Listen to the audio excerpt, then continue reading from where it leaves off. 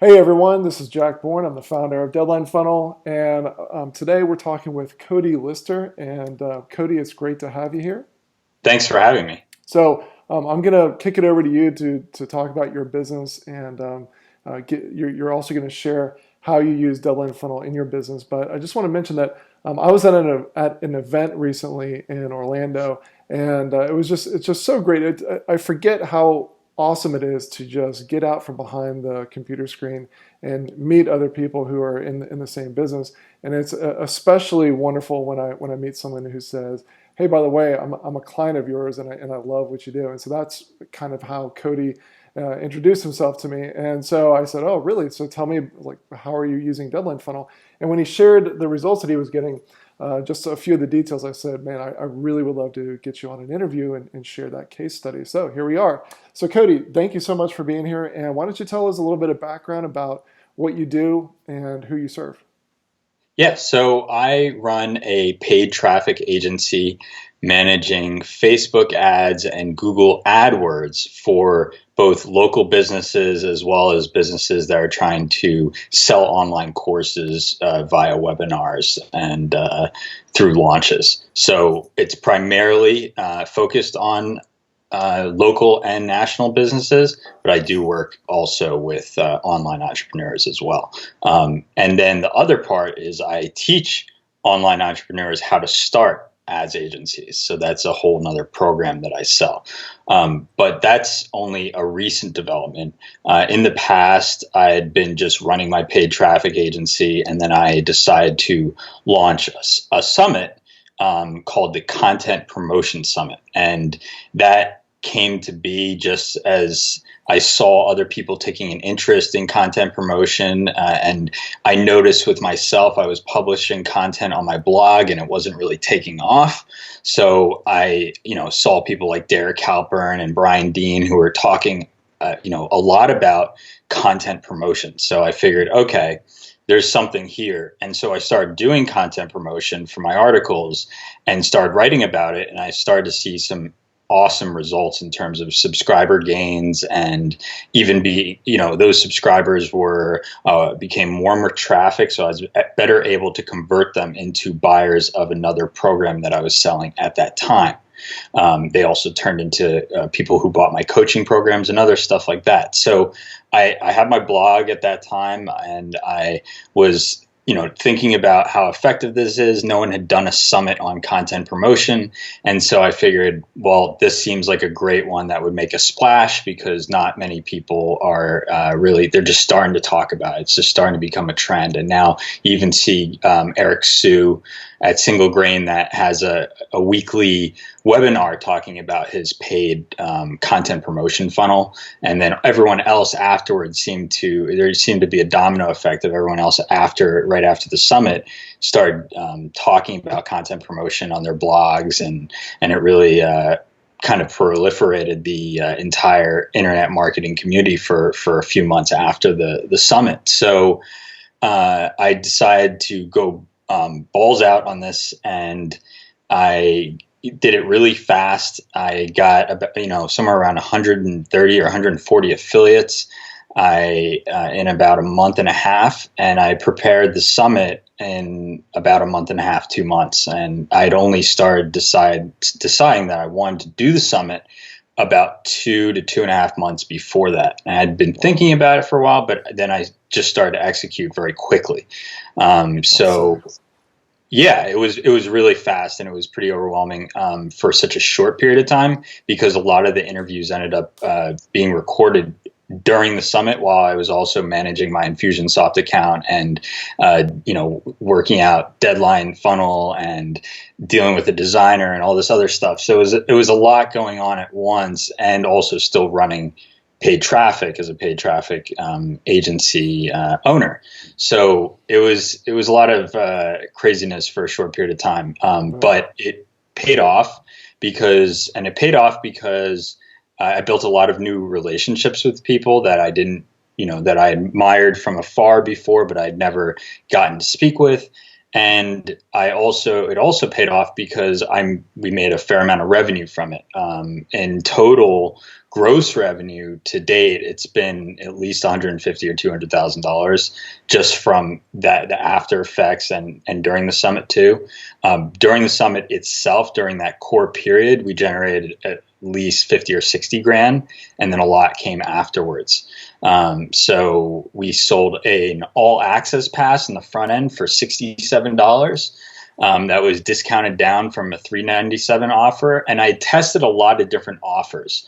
I had tested offers. I'd spoken with another online entrepreneur, Liam Austin, who said he was using deadline funnels. And he said, I don't know if I'm going to keep doing this with using a $67 offer, but he had seen results with it. And I was like, okay, I'm going to do it.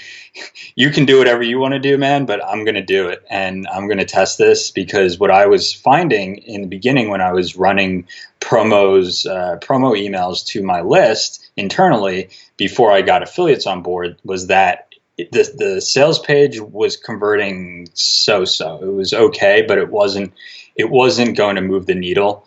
And so I ended up eventually coming into contact with deadline funnels as per Liam's recommendation. And then I started split testing pages with it, with a video on the page, without a video on the page, with and without deadline funnels, with deadline funnels at different times, and all different things. And then I found the combination that worked really well. And it's also the combination that then Neil Patel ended up using for his summit, and that Navid ended up using for his summit as well, the list building school and the growth marketing, growth marketing summit or growth summit, whatever it was by Neil Patel last year.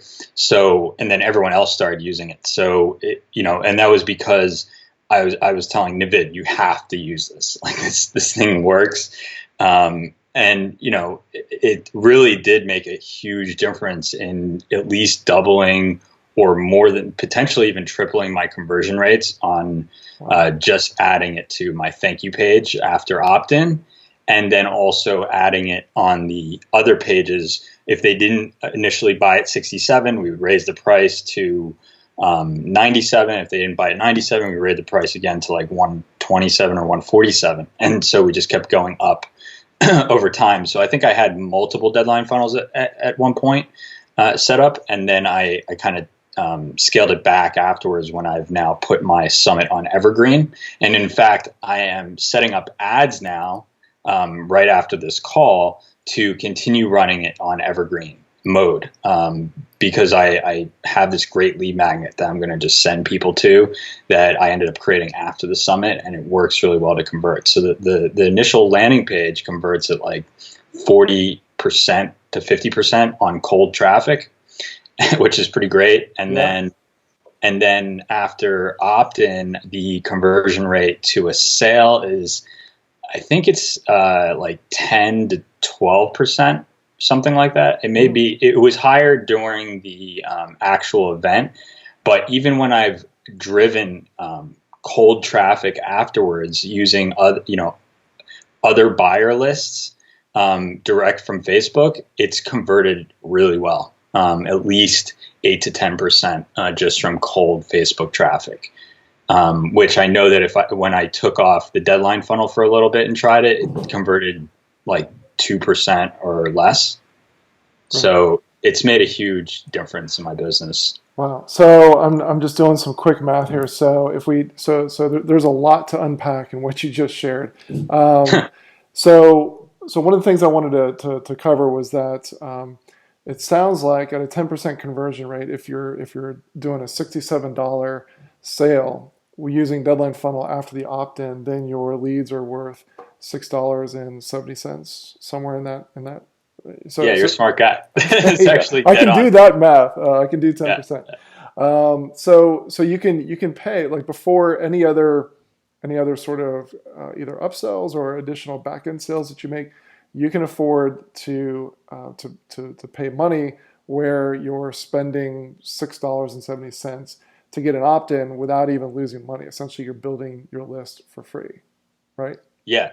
except I've even lowered the offer recently. Like today, I lowered it to 47 because I'm going to try to use it as a tripwire Right. for something else to upsell into another higher end I product see. afterwards. I see. But yeah, at 67, it was at least it was I think it was like $6.88 or something per lead because I used Segmetrics to figure that out, and I could have calculated it too. But yeah, you're absolutely right. That was the lead value. Okay. And so you were all, so you were, so man, you took such massive action in such a short period of time. You're running an agency business, and at the same time, in 2 months, you decide I'm going to launch the summit. You get 100 and I think it was 30 affiliates, Yeah. and you had a crazy number of interviews too, right? What was the number of interviews that you did? It was probably 75 to Right, 80. I don't know how many we posted. I think we posted 70 something. right.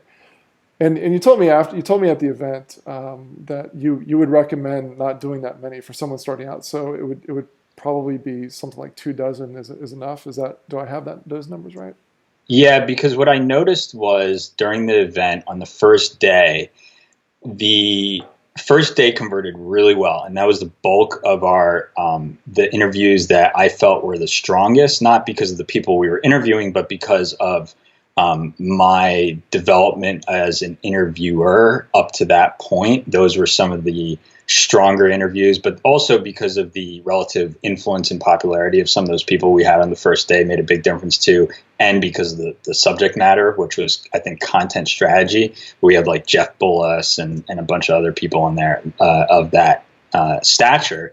So it really did make a difference. That first day or two was huge. But the biggest driver was absolutely affiliates and then retargeting. So I was running a lot of retargeting ads. But as I said, when I first started, I was just doing internal list testing, and it became abundantly clear because I was heat mapping stuff, I was click tracking, I was doing everything that you could imagine, and using even Optimizely to really see how things were converting. And so it was a massive difference in conversion rate because of Deadline Funnel. Oh wow, that's fantastic. So and so I would imagine some of the benefits that you got from doing this type of huge event in such a short period of time. Um, After you recovered from this and the dust settled, you had these relationships. You had a much larger tribe slash list that you could then continue to communicate to, and then but on the downside, I would imagine when the dust settled, the income from that event dropped almost to nothing, and which is why you went to Evergreen. Correct? That's absolutely right. And in fact, that's something I've advised Navid to, um, you know, start focusing on more for his summit and for his existing summit, so that he can then teach other people how to put their summits on Evergreen effectively. Because it's not that easy running cold traffic and trying to get people to convert well, especially if you don't have an understanding of what a value ladder is or certain just fundamental pieces of being an online marketer. But if you're doing a summit, a lot of times the people that run a summit the first time, they're just starting out. So they're not even thinking about the value ladder. They're not thinking, oh yeah, I should be upselling them. And that's one of the biggest mistakes I think I made. I did an order bump with my friends at Best Self Co. That's a really successful, fast-growing e-commerce company, and they promoted. They were also my number one partner, but I didn't even have an upsell. So there is a lot that you can do to double down on your lead value by adding upsells and downsells, or one-click upsells and downsells in the back end, definitely. But yeah, as you said, the things die down unless you keep running traffic to it. So there's benefits to doing both. So I tell people all the time, I'm not anti-launch, but I'm a firm believer in, if your entire business is 2 or 3 launches a year, you'd be doing so much better if in between the Yeah. launches you had the evergreen going on. Um, so I want to. So you've mentioned Naveed a few times. So just give a little bit of context, because I don't think we've given his full name or what or who he is. I want to give a quick shout out to him. Yeah, absolutely. So Naveed Moazzez is the founder of Virtual Summit Mastery, which is a program dedicated to teaching entrepreneurs and people who are starting out online how to launch successful summits from scratch, or virtual summits. And he has a specific system that he's created after advising people like Chandler Bolt on Self-Publishing School, and advising a bunch of all the people that have gone through his program, which are hundreds of people that have launched successful summits at this point, on how to launch a virtual summit from scratch. And really, there's no program out there like it. So I'm very happy to give him a shout out. And he actually travels all over the world. And he first launched a summit called the Branding Summit. And then he later decided this past year to launch List Building School, which made a very big splash all over the internet, because he got a lot of really big list affiliates on board, which is one thing I would really recommend if you're planning to launch a summit. Or two things is really focus on affiliates, especially ones that have sizable engaged lists, and then really focus on I would also focus heavily on optimizing your landing pages and making sure that they're converting if you are going out there and getting affiliates and then retargeting them. Because if you don't do that, you're going to be doing yourself a huge disservice. And a lot of people don't focus on that for whatever reason. Right. Okay. So I got to ask, so in such a short period of time, how did you book so many affiliates and so many speakers that quickly? I just used contactually to reach out to people. There were some times where I just had a really strong email that I wrote that was short and to the point. I think I had gotten the idea to write that type of email from John Morrow, because in his guest blogging program, he talks about reaching out to people for getting guest blog posts, or writers or editors at different blogs, and how to approach them. And so I thought, okay, there are a lot of people out there that use videos to try to woo people. There are people that use really long, exhaustive emails, or they'll ask people if they'll promote and stuff like that. And I was super casual about it, and acted more like a friend, and more just like on the same level and playing field, as opposed to making them feel like, who's this guy reaching out to me, wasting my time. Because the reality is, everyone gets it. I get so many people reaching out to me for things all the time, and I'm sure you do too. It just happens when you're on the internet, and so you can only get back to so many people. And so I try to keep it short and to the point, because I figured that would catch people's attention. I didn't try to drone on in my email. And so that made a big difference, where I was able to use that email in bulk to reach out to influencers and other people in the marketing space. And they pretty much all of them responded favorably. I didn't get a single one, I think, on my end that said no. Except for one, maybe one actually, but I won't mention their name because he was just busy with other stuff and whatever. But it was really easy. And then I built relationships with affiliates by not even focusing on the speakers at first, but going out there and finding people who I saw on leaderboards for other programs. And I basically took the advice of Matt McWilliams that he talks about on his blog, and executed on it as much as possible.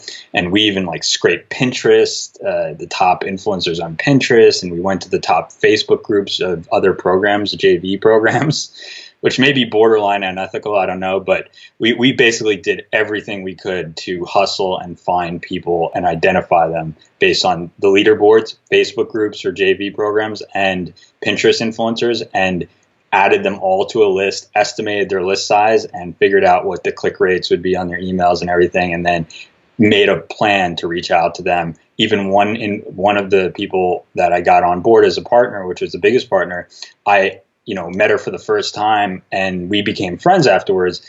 I went out to lunch with her, and I actually met her in person, just because I felt that they would be really, strong as a partner for the program, and because I wanted to meet her and I hadn't gotten the chance to yet. Wow.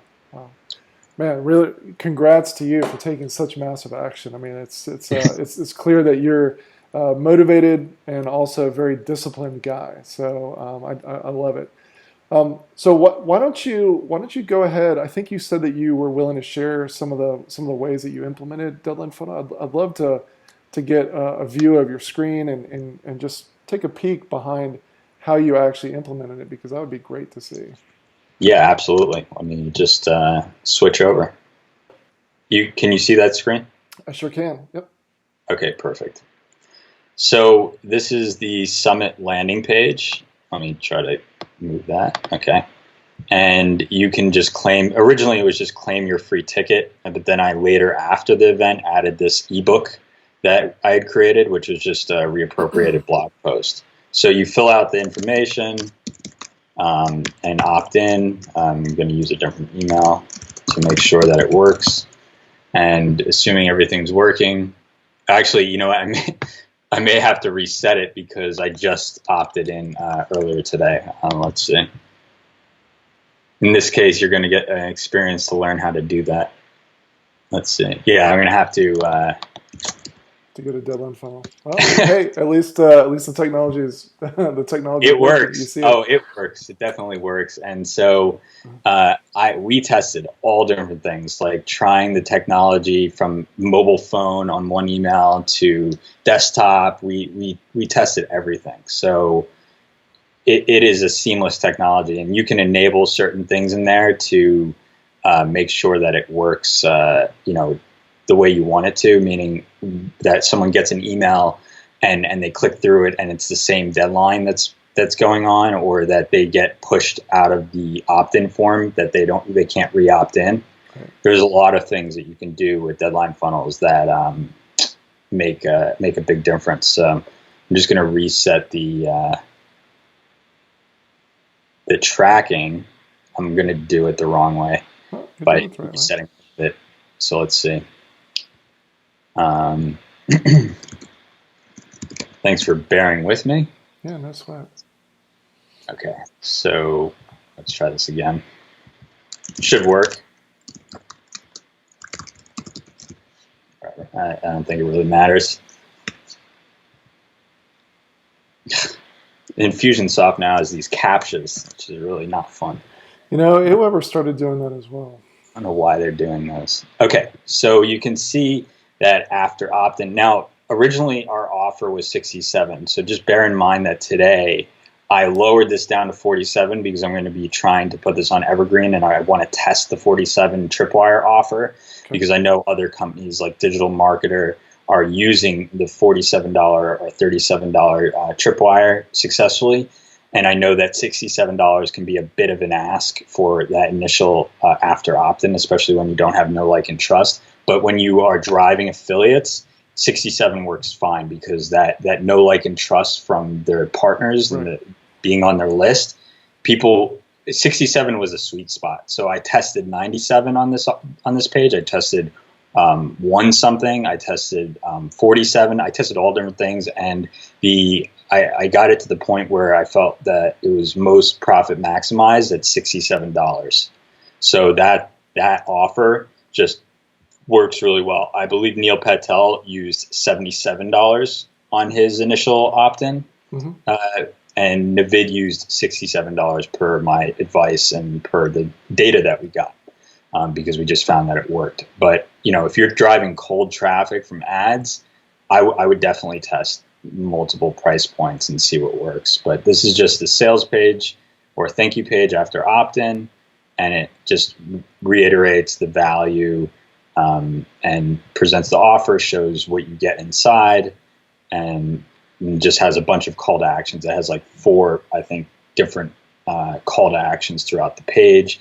And in fact, originally it was not like this above the page. I definitely borrowed ideas because I figured Neil Patel tests everything, or his team does. Right. And so I saw what he was doing with his summit on the thank you page.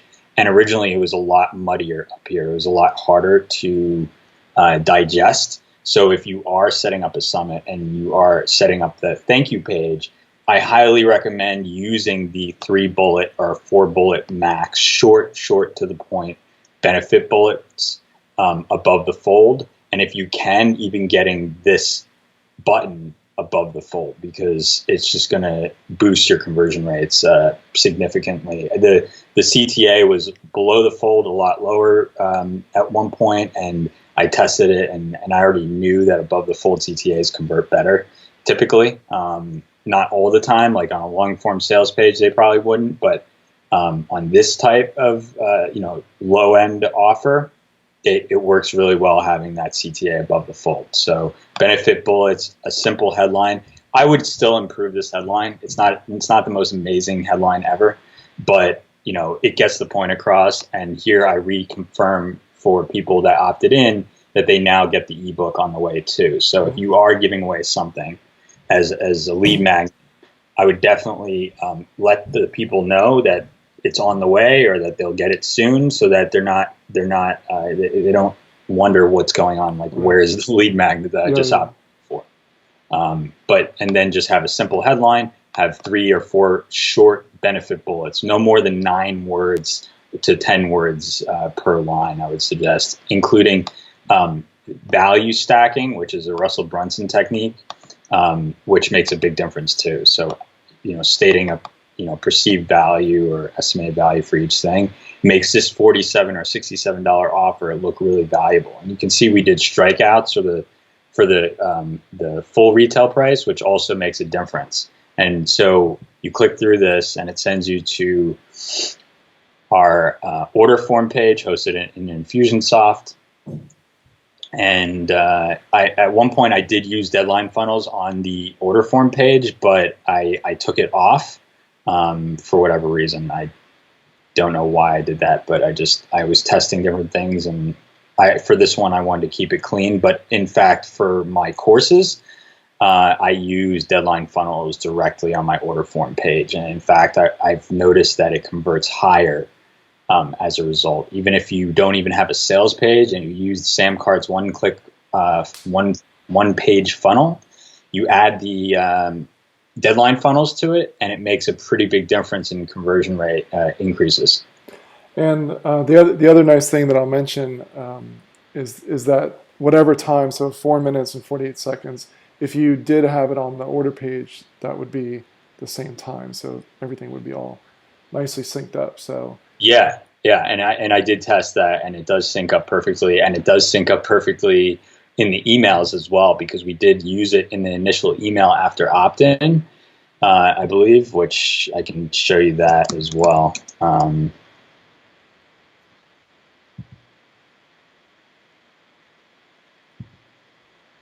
So while you're bringing this up, let me ask you, what is something that that you've learned from, what's something else that you've learned was a big takeaway from doing the summit that you didn't know when you first started out? I think how to just have a funnel that converts. Frankly, that was a huge takeaway. Figuring out what works. It really opened my eyes to the idea of funnels, because at that point I hadn't read any of Russell Brunson's books. I haven't read anyone's funnel secrets or funnel hacking books. I didn't know much about funnels at that point. All I was doing was looking at people like Brian Harris, who were running these, multi 6-figure launches, in awe, just saying, wow, how do I do that? And I, tried to replicate that with a guest blogging program at some point that was, it didn't have a lot of traction because I didn't really have a name in that space, and I didn't really, I wasn't really a good authority to be teaching that subject, as opposed to teaching how to start an agency, which I can definitely teach well and get people results for. But I think that's another thing, is that if I were to redo this, and when I launch a new summit on paid traffic later this year, I will focus intensely on getting people results. And I think when I first started out online, I was just like, okay, this is sweet. Let me make money, right? Because that's where so many people, when they're in that mode of maybe it's desperation, or, when they're just starting out, they're thinking, okay, well, at least if you're a hardcore entrepreneur marketer and, you're just thinking, how do I make money online, right? And then my whole thinking just evolved from there. Okay, no, how do I get people results? Because that's a big thing that I learned was, and he even took some time after the summit to finally come to that realization that, oh wait, all the successful programs out there, and even just feeling better about yourself as an entrepreneur, as a person, is about getting people results. So if you can structure your summit that gets people results and doesn't just slap them in the face with a bunch of videos, then you're going to be well ahead of everyone else. And so that's something that I really learned is to not just slap content in people's faces, but to interview people strategically and put things in a strategic order that will get your people that sign up results, and give them, maybe cheat sheets, or, in addition to the transcripts and whatever else, that will help them and guide them on getting results. So it's more like a course as opposed to just a podcast with a video component. Right. Because the number of, just the sheer volume of video content that you created, it's pretty unrealistic that someone would be able to go through that in a short span of time. So helping someone discern between, okay, of all the videos, which ones are most appropriate to me, and then even inside of that, having the cheat sheets and checklists and action steps so that they can, if they don't have time to watch the whole video, at least they can take action on it. Yeah. I'm wondering if I actually removed the deadline funnel from my email after. I think I'm still using links, but I originally did have the countdown timer, and I'm not sure. There it is. Okay. So I do have it. And I don't even have it linked. I just have the picture, but. Gotcha. And so when how long was your follow-up sequence, or let's talk present tense for your Evergreen version of this? How long is your follow-up sequence via email? So, I did notice I am still using the deadline funnel links in there. So the sequence starts, it has like this 3-day, or emails every 2 days, because that actually aligns with the other sequence, which is the main event sequence, which is, I guess, it's more than that. It's 17 days long or something. Wow. Yeah, because I added even an extra video segment with Vlog Like a Boss, Amy Schumacher, and Vincent Landino. That was an extra last 13 day, the 13 launch day here. So it's a pretty long sequence, but it works, and people are still getting the sequence today. So people are going through this right now. Things that I would change are, if you're using Infusionsoft or Drip, is to use the contacts time zone, because, I'm sure the emails will convert higher, and to really get into the psychology of copywriting when you're writing some of those emails where you're trying to sell people. Mm-hmm. But modeling other stuff that works, like I modeled stuff off Chandler's summit and other successful summits, because I figured, I looked at the space and I said, what do the best people do? Because I have to do that, because that's how it's going to work, because these people have already done it and now they're doing it again, and clearly they're doing something right. So I just looked at, okay, Chandler had a lot of affiliates. His emails had a certain structure to them. And so let me model that and do that for myself. And I even had a cart abandon recovery sequence. So if they hit the checkout page, they would get hit with these really, and because I had no idea what I was doing with Infusionsoft at the time, for the most part, people were getting these endlessly throughout the summit, even though they were on other lists. So I would definitely use a tool like my Fusion Helper or something to ensure that people aren't getting thrown into multiple sequences at the same time, and that it's more coordinated. But that underscores something that I talk about a lot, which is, I didn't come up with this, but I'm a big believer in the idea of get it done rather than get it perfect. You made mistakes, but still it was a successful summit. Yeah, I'm all for just getting it done, because I work with a lot of, not only with 7, 8, and 9-figure business owners for them to scale to the next level. I also work with solopreneurs, and what I noticed with solopreneurs, because I've noticed it with myself, is that it's too easy to talk about ideas, and it's too easy to not make a call to make a sale, or not to reach out to someone to sell. But, I was just on the phone with a multi 7-figure entrepreneur like minutes before this conversation, and they were selling me on a program, on a mastermind. And that's what I realized. I mean, I already knew this, but they have no hesitation going out there and just executing and selling to someone. And so that's really key, is if you're a solopreneur, seriously, and you don't have a team, you just need to get it out there. And there's so many people in the VSM group who, get hung up on certain details that I'm just like, and they're kind of in awe at what I did with my summit, and they always reference it as an example again and again. But really, they think that I put a lot more thought into certain things than I did. I just executed like a madman as quickly as possible, because I knew I didn't have that much time, and the results were there. I even set benchmarks for how much revenue, how many opt-ins I wanted to get, and I revised them over time. I set them, even based them down to the weeks and the days, based on how many affiliates we would need to get each day leading up to the event, and get them to agree to promote, just so we could get a certain number of opt-ins at the end, and how many sales as a result of those opt-ins estimated. So we were really focused on, and my strategy was to really focus on the key things that would move the needle and nothing else. How much traffic did you? I'm not asking for a specific number, but I'm trying to get down to the question of, did your speakers promote as well? Yes, they did. Pretty much the majority of them promoted, and a lot of them we didn't even need to ask.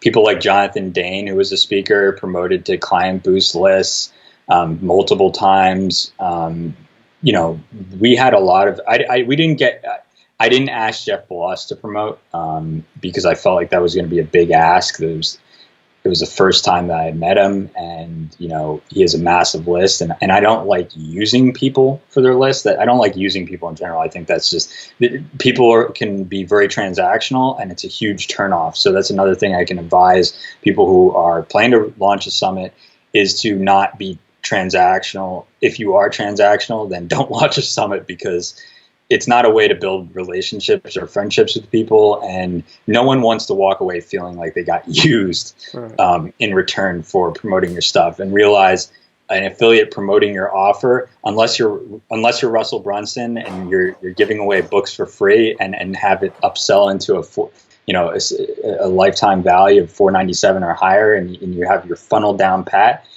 the offer is going to be $67. So for them to want to promote you have to really go above and beyond to be a friend, and not just use them for their list. So that's another key takeaway I would recommend.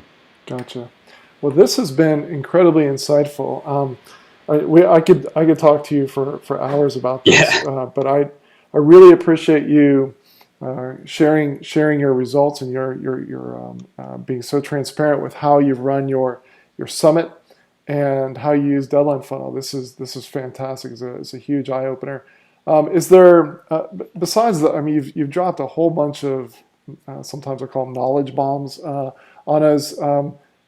Is there any last departing bit of advice that you would give someone, something that's been a big aha for you in the past 6 months to 12 months? And maybe it has nothing to do with marketing. Maybe it's more business related. Yeah, actually, I do have something. And in the last, let's say, 4 to 5 months, I really came to the realization that when you start, so you hear people like JLD and other podcasters, Pat Flynn, always talk about delivering value before making the ask for anything. And I think when there are a lot of entrepreneurs out there who, they've heard that, but they don't really hear it. Like, it goes in one ear and goes out the other. And I get it, because it's too easy when you're starting out as an entrepreneur, especially when you're in the extreme hustle mode, which can last for at least 2 or 3 years when you're starting out and just trying to figure things out and figure out how to run a business. And it's a lot to figure out. is the idea of delivering value or giving people value first before making the ask. And so in the last 5 or 4 months, I've built up a Facebook group that's fast growing, and I've been delivering knowledge bombs in there every day, doing tutorial walkthroughs and all different things. And that's, I've gone to events and met other people. I did that in another industry, and then I just got tired of it. And then now I'm starting to do that again in the marketing industry, just not even intentionally, just people inviting me to stuff. So like Chris Winfield had an event that he invited me to, and I met a bunch of cool people there, and I went to Todd Brown's event. But what is really key, and the key takeaway is delivering value first. Like I went up to Jack and I said, hey, like, I love your, it was a genuine compliment. Other people were in the room with Jack too. And, I felt like I walked away getting, building a new friendship with Jack that, I didn't have before. And it's someone I would love to meet. And I'm sure a lot of other people in the room would love to meet Jack as well and pick his brain or whatever. But I would recommend not doing that, not picking people's brains, but finding a way that you can deliver value to people first, whether it's an influencer, a business owner, or, that you could potentially partner with down the road. Something Selena Sue told me, I guess a couple months ago, is that because I referred her to a potential partner that would be big for, she said, and I was giving her advice on how to approach it, not that she needed my advice, but just because I want to make sure that she didn't make the ask too quickly, because the people on the receiving end were a little sensitive, and she completely gets it. And she said she doesn't make an ask. In many cases, she'll wait for the perfect opportunity, and she'll even sit there and wait for years before ever making an ask, and only when the time is right. So it's really about building relationships and friendships first. And as a result, a lot of people are going to start contacting you and asking you for advice and wanting to do business with you, just as a result of other people seeing that and talking about you as a result of delivering value that's real to other people. That's really, really great advice. And sometimes the most important things we hear are things that we've heard before. I think, and you don't listen to them, right? Yeah. Like a lot of times we don't listen to them. It goes in one ear and out the other. Right. But then it finally sinks in, and it actually, So, thank you very much for sharing that. And Cody, I really appreciate your time. I want to make sure that for those, I know that there are going to be people watching this who are interested in contacting you about your PPC agency. So how can they contact you? How can they reach out to you? Yeah, so you can reach out to me at Cody, CODY, at marketdoc.com, MARKETDOC.com. You can Google me. You can reach me on Facebook via Messenger. I've been getting intense on Messenger lately. I'm sure you've noticed that as well. The Messenger's been picking up a lot. So you can reach out to me through that, or you can go to my website, marketdoc.com. Awesome. Well, thank you very much, Cody. This has been fantastic, and this was great. Really appreciate you pulling back the kimono and showing us exactly how you set up your successful summit. Thank you. Absolutely. Thank you for having me. You bet.